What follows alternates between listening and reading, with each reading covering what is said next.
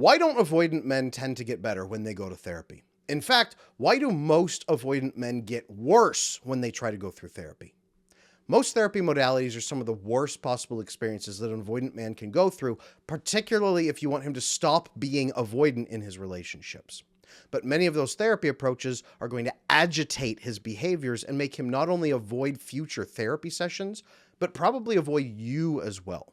This is going to add so much conflict into your relationship. So let me ask you a really hard question.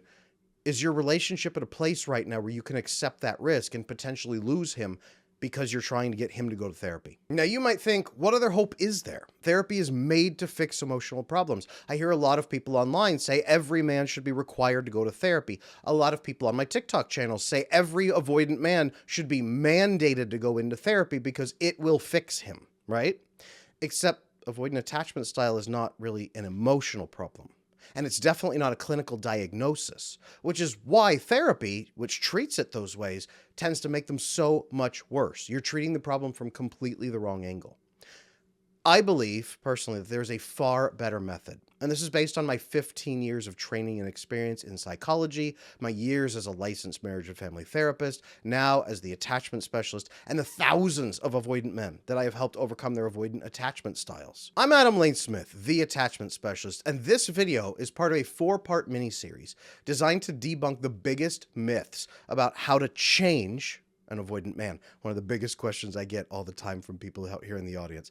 And because so many women are following these outdated methods and losing the love of their life due to misunderstandings, I've decided to step in, build this mini-series, and show you how to stop ruining your amazing relationship with a good man who could learn to really love you. Now, heads up, this series is tied directly to the launch of my How to Love an Avoidant Man video course, which is on early bird special right now. It's a course I built here with you in this community, talking about what you needed to learn, what you wanted from the experience of giving an avoidant man love and receiving his love in return to create a fulfilling and long-term sustainable relationship. We built it together, so go check it out right now if you're having any of the problems that are listed in this video. Today in particular, let me share from my clinical experience about why avoidant men often get worse in therapy and the method that actually works for fixing their avoidant behavior, because there is a much better approach. So once you learn this better method, you're finally going to understand how to help him overcome his avoidance for good. Let's get started. So if you've got an avoidant partner, he's likely one of the kindest and most responsible men that you've ever met. At least most of the time, right? Maybe not during arguments, but most of the time, the reason you're with him is because you care about him because of his good character. Most women that I talk to, they don't want to cast their avoidant man aside, even though all over TikTok, that's the thing, like throw him away, get rid of him, it's easier. Most women want to learn to build that loving relationship if they can. You probably want to find a way to help him understand the love that you have for him, right? So that he can finally experience what it's like to be fully cared for as a person. You probably sense that he has never really experienced that full care, and you want to be the person who teaches him what love really is. And I love that, and I respect that. And that's exactly why I'm building this video, to help you not do the opposite.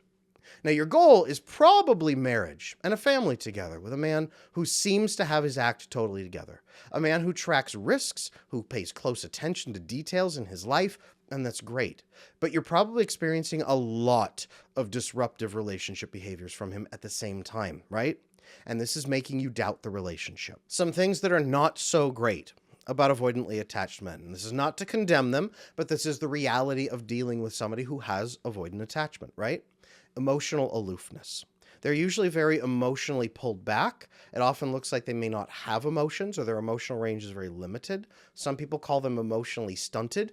I would call them reserved. They pull inward. A lot of times this is because they learned no one will ever care about their feelings, so they simply tune most of them out and then close most of them down, and they cover them up behind a wall. They're behind a concrete wall is often what it is. But that emotional aloofness is back. And when you have emotions, they kind of pull back as well, right? Their emotions are sort of seen a little bit through glass.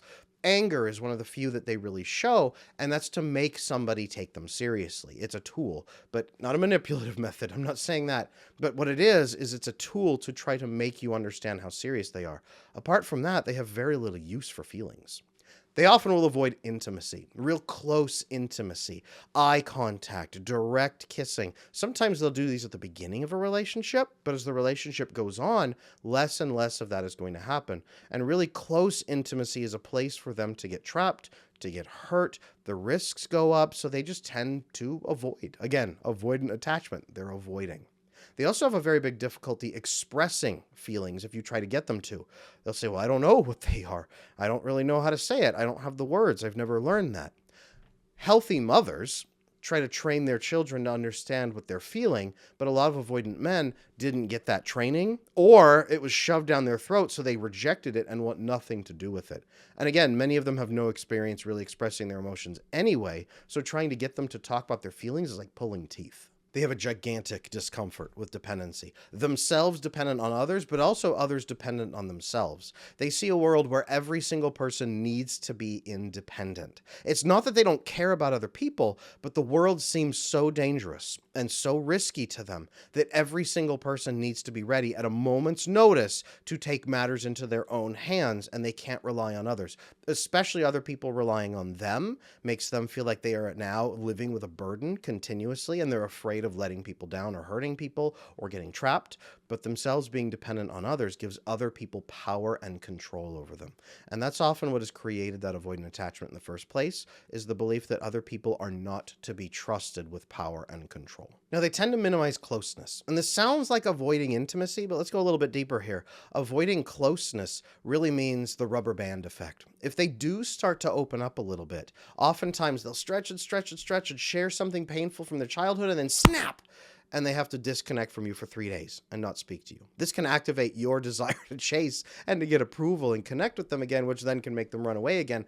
But it's a fear of closeness. They minimize it as much as possible because it's so frightening.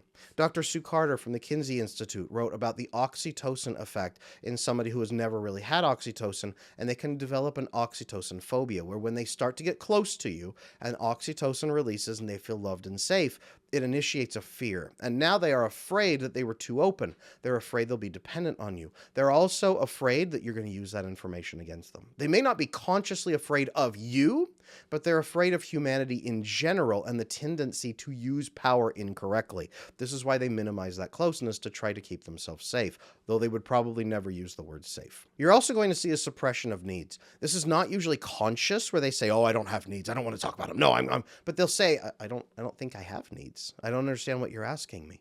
When you try to get them to open up and share needs, they'll say, I don't know that I have a need to share, right? Maybe, bedroom stuff once in a while. Maybe that's it, right? That's it. That's the only need they can really usually articulate. Maybe they need to be left alone a little bit, but they haven't had somebody meet their needs, and they haven't really understood emotional intimacy and emotional fulfillment. So asking to be emotionally fulfilled is alien to them.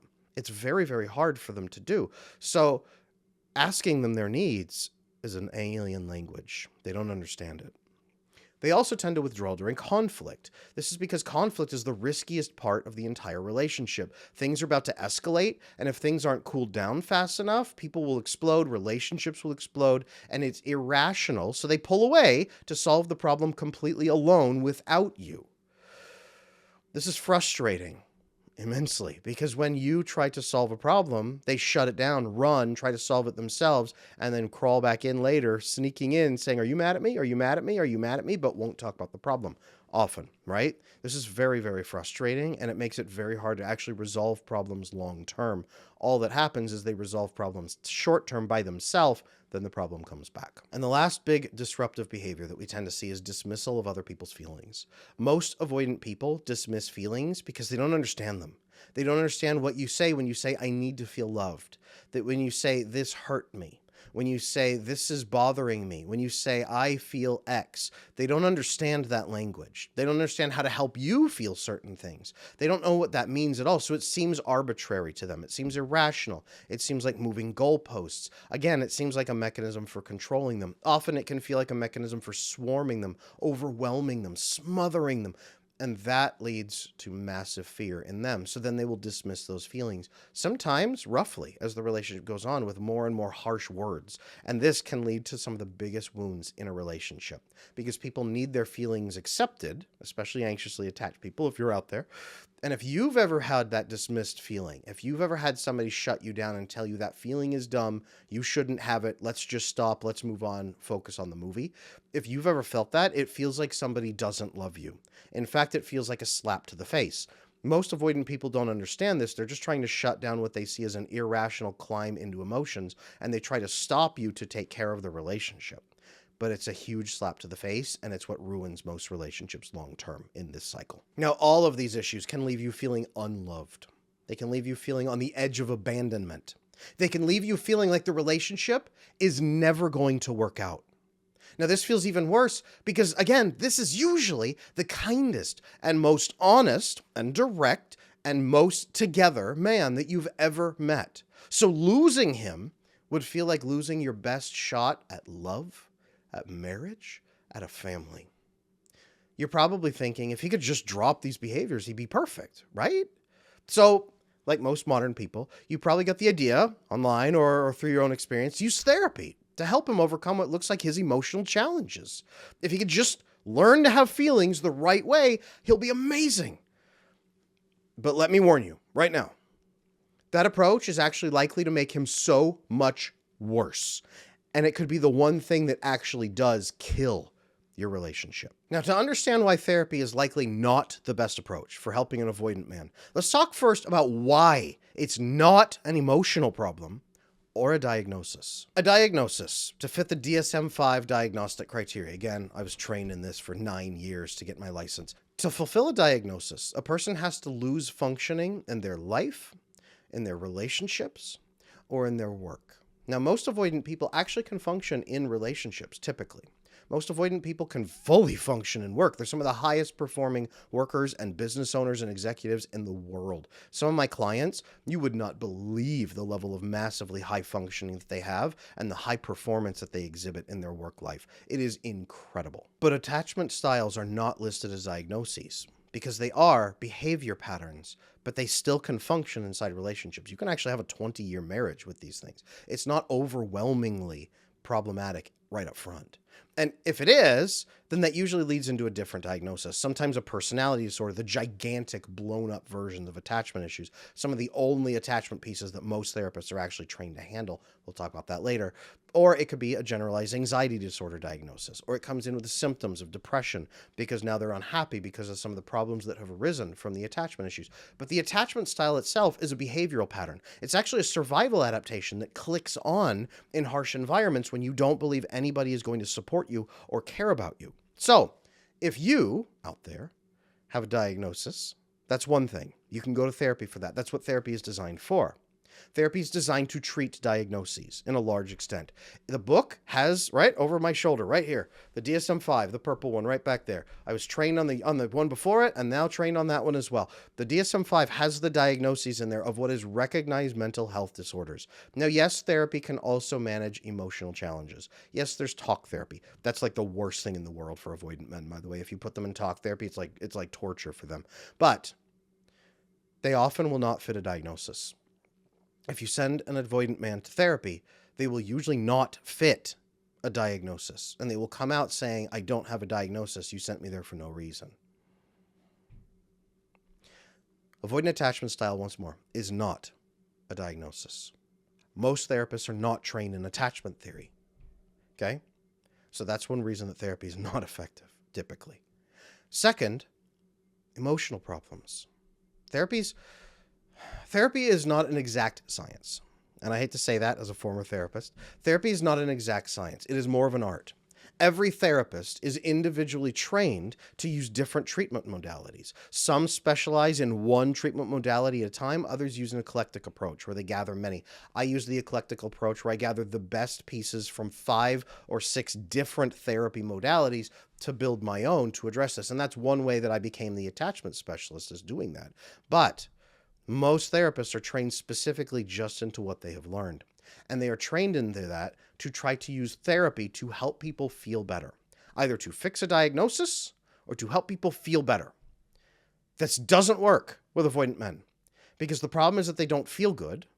The problem is that they have a survival adaptation clicked on that is driving them into lone wolf behaviors. It is not post-traumatic stress disorder. It can look like it sometimes in some areas, but it is not an emotional problem. It is a worldview challenge. It is drawn from experiences, okay? If you tell them you have emotional problems, they will laugh at you or they'll get angry because they don't have emotional problems. They have massive experiential challenges that have made a survival adaptation click on. That needs to get fixed. That's the problem. Unfortunately, many therapy modalities, especially under the humanistic branches, do not really cover underlying causes. In fact, many of the modern therapy approaches say the client is the expert. They know the way to fix themselves. You just have to kind of direct them to find their own answers. This is a lot of the training under humanistic therapies. And again, avoidant men don't understand that there's a different way of relating. They're in survival mode. They don't stop and say, I wonder if I would feel better if... No, that doesn't work. They say, this is the only way I can be. This is how the world works. This is simply how it is. Anyone who wants to talk about feelings is stupid. They are foolish, and they are going to walk off a cliff. I am going to be smart. I am going to stay alive, and I will do my best to take care of the people I care about. So if you put them in therapy, talking about feelings, and trying to diagnose them, that is the absolute worst thing you can do, okay? Now you understand the limits of therapy. And it's not that there's not good therapists out there. There are fantastic therapists out there. There are good therapy models out there. But the majority of what is being taught as they grind one massive clump of therapists out after another in every state, and every state has its own licensing criteria, as you grind out an endless number of therapists to try to meet the overwhelming supply and demand now today, and the humanistic therapies, which say the client is the expert, and people utilizing mainly talk therapy, it's probably going to go very badly. So let's talk about what's likely to happen if you try to push him into doing therapy on himself. And really big warning, it's not going to be pretty. Now, I'll be blunt. When avoidant men feel forced into being diagnosed against their will, or they have to dodge a diagnosis because they don't trust the system or the therapist or you, and when they're told something's wrong with them because they don't have good feelings, when they're forced to talk about seemingly pointless emotions that just disgust them, everything goes wrong. The first big one is anger at being told he's got a diagnosis. Probably some sort of anxiety disorder. Sometimes generalized anxiety disorder, sometimes PTSD, sometimes mild depression. It could be a number of things. But sometimes they even get slapped with a personality disorder that they really don't have. It's just the closest thing and the closest approximation. They hate having this information slapped on their record because they worry who's going to see this in the future, number one. And he doesn't feel like he has a problem. He feels practical. Remember, his survival adaptation has kept him safe. His survival adaptation has helped him grow. It has helped him achieve. It has helped him achieve sometimes multi-million-dollar fortunes by the time he's 25 or 30. It's phenomenal to see them grow. So telling him, you have a diagnosis, and you're wrong, and you need to think about feelings all the time, is going to make him angry. He might avoid, like I said, getting diagnosed altogether and tell you he's totally fine because he's going to walk in and report being very high functioning and say, no, I don't have any of that. No, I don't really have any of that either. He actually might not notice that he has high anxiety because many of them don't understand what it's even like to have low anxiety. So many avoidant men operate at about 7 out of 10 stress level every day, thinking that that's 1 out of 10. They think that is the floor. Once in a while, through exercise sometimes or substance use, they can come down a little bit, but they consider that like the basement. They don't consider that actually lower. They think that's a special little thing that happens when you get substances involved or workouts involved. But they don't think that 7 out of 10 is actually 7 out of 10. So they won't really report anxiety symptoms anyway. Again, anger is number one, but also there's disbelief, sheer disbelief at being told he's doing everything wrong, that he's the problem in his relationships when all these people have tried to throw their feelings at him, when he's in survival mode, actually when he's winning. I run a fantastic business. I have this money in the bank. People like me. I'm on a fast track to promotion. I'm doing this. What do you mean I'm failing at life? To his point, he's winning at life. Endless frustration at the seemingly pointless emotions. Even if he does go for a few sessions, talk therapy. Here's a card. Learn your feelings. What do you feel? Let's spin on the feelings wheel, right? There's actually therapy models that use this. I've worked with a lot of avoidant men who just absolutely feel total disgust toward their past therapy experiences about like emotion wheels and emotion cards. These seem pointless to them. Again, because why? Why am I learning these emotions? No one will ever care about my feelings. Why do I even need to learn to feel them? All this will do is make me depressed. I'm not going to do it. There's also his confusion at being forced to talk about his own feelings, which seem meaningless to him. Even if he's not frustrated or angry, he's just confused. What does this serve? What is the purpose here? What are we doing? Why is this matter? No one's going to care, right? And that can actually deepen his loneliness. Not in a good way that drives him toward you, but in a bad way that drives him away from everybody even more. Even worse than all of this is his sense of being controlled by you and forced into this therapy program. Okay? He's going to feel like he's placating you and wasting an hour of his time, wasting money, being forced into torture, and he hates it, and it's for you. And now this is going to build up a debt, by the way, that you're going to have to start paying back by making him happy because he's adding up what you're doing to him. Every session becomes another reminder that you are inflicting your emotional will upon him. It makes you look more irrational. It makes you look more smothering and more arbitrary and more demanding. And it's not getting better because he's going to say, I don't know what to tell you about my therapy session. It was okay. You're going to get upset and frustrated that he's not sharing with you. Then you just say, what do you want? I'm going over and over and over. And it will seem like moving goalposts. It will actually make him fall out of love with you faster, most often. All of this, by the way, gets much, much worse if you get involved in his sessions. Most women think, I'll go in and I'll talk to the therapist about some of the feelings, and that will help the therapist direct him. Wrong.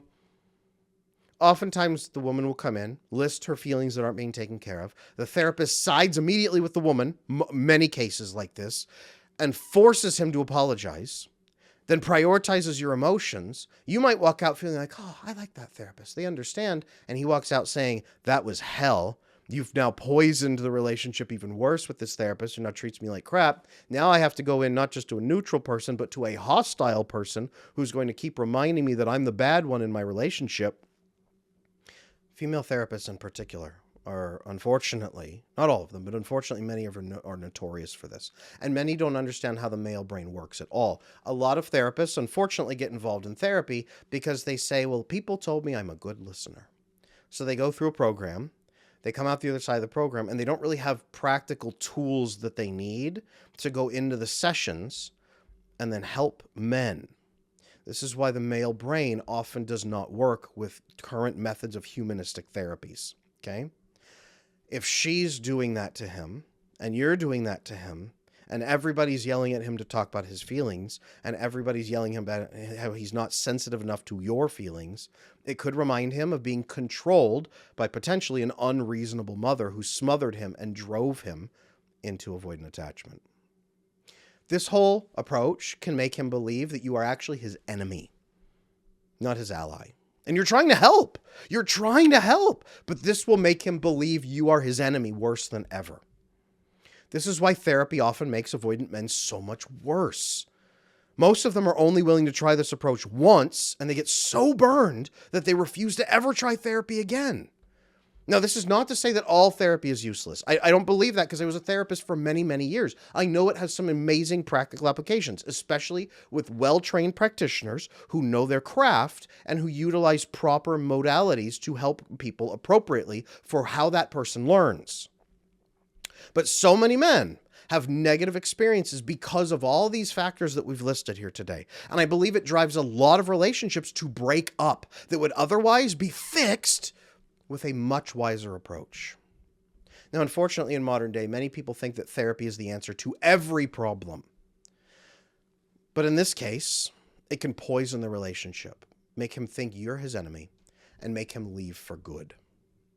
So if therapy isn't the answer, what are you supposed to do to help him? Let me be clear. There is a much, much better method for fixing this. So if you are seeing any of the signs that we've talked about so far in this video, any of those emotional disturbances earlier in the video, any of the frustrations, maybe you have sent him to therapy and you're now afraid that he's going to really break up with you because he's hated therapy, right? You need to act now to save your relationship before he potentially walks away forever. So in my 15 years of experience and training and all of my years helping thousands of avoidant men from every walk of life, sometimes from military walks of life, sometimes executives, pilots, right? Business owners, every man from every field, a lot of them financial, a lot of them lawyers, a lot of them, yes, big level executives at big global corporations.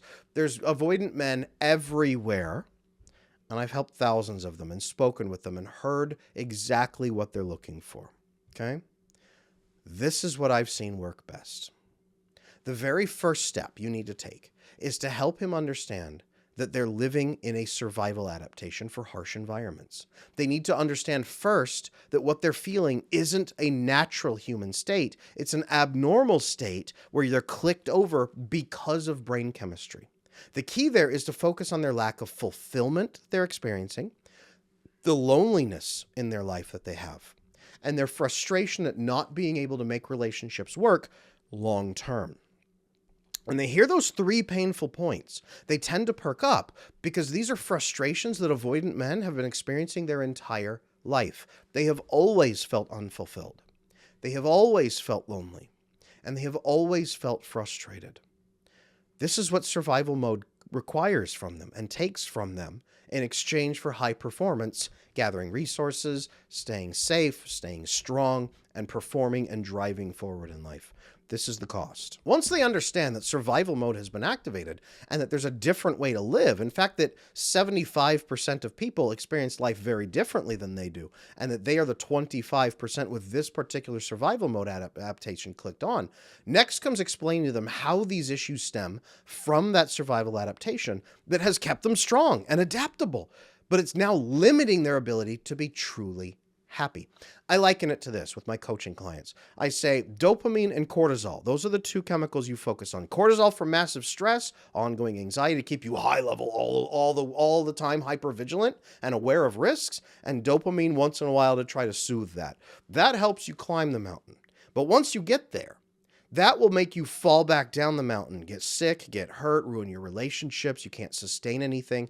You have to build a different brain chemistry at the top to build a house at the top of that mountain and a sustainable life there where you can be fulfilled. You must switch from survival into thriving. You must. Then that usually resonates with them.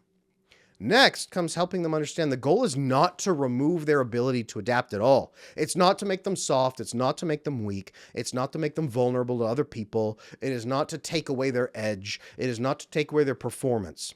It's to give them more options for the times when they choose to relax so that they can sink into those experiences, so they can really feel the joy and connection. I've worked with a tremendous number of military veterans, high-level military veterans, special forces men especially, and what I've found most effective is to talk to them like this. You have war mode that is always clicked on. You always have your weapon in your hand. You always have your armor on. Men must have a war mode when we leave the house to go to war. But you also must have a peace mode when you come home, where you put your weapon down, you take your armor off, and you are with your family. We must have both modes. Avoidant men only have war mode 24/7, and they can never turn it off. That's the problem. The goal is not to kill your war mode, is to give you an additional mode that you can choose to click into when appropriate and find your fulfillment, to end your loneliness, and to not be frustrated because your relationships are thriving. That's the goal. Giving them more options, that's the answer. Now, once avoidant men are sold on the possibility of a different way of relating to other human beings, a new way of living, that's half the battle right there. So that conversation, getting them there, that's half of the work. Now, the next step that they take is that they want to collect information.